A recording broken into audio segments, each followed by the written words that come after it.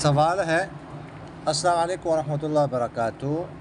وعلیکم السلام ورحمۃ اللہ وبرکاتہ۔ استاد جی، یہ جو اسقاط یعنی حیلہ اسقاط کہہ رہے ہیں، جو اسقاط دیتے ہیں یہ سوچ کر کہ میت نے جو نمازیں نہیں پڑھی اس کے بدلے میں، تو کیا اسقاط کا مال نماز کی جگہ لے سکتا ہے؟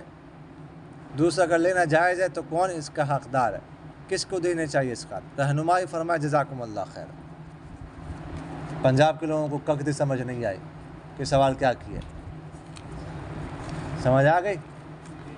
جی، یہ حیلہ اسقاط کے بارے میں پوچھ رہے ہیں۔ حیلہ اسقاط جانتے ہیں؟ یہ جو پنجاب کے لوگ ہیں، جانتے ہیں آپ لوگ؟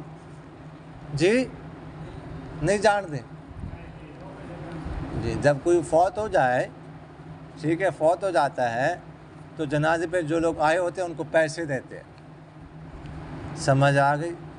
مختلف 20 روپے، 50 روپے، 100 روپے، اس سے زیادہ، جیسے شادی ہو رہی ہو میت کی،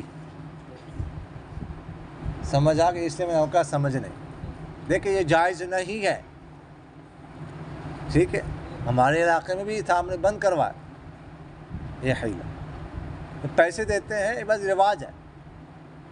اور نمازوں کا جو ہوتا ہے کیا نام ہے، فدیہ، وہ تو تب ہے جب میت وصیت کر جائے کہ میرے مال کی 1/3 میں سے دے دے۔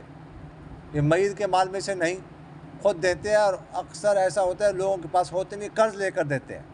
بس رواج بن چکا ہے، لوگ کیا کہیں گے، رواج ہے۔ اور فدیہ کا تو حساب ہوتا ہے، وہ بھی جس کی ذمہ نمازیں ہوں حساب کر کے دیا جاتا ہے، یہ ویسے دیتے ہیں بس صرف رواج کی وجہ سے، بالکل ناجائز۔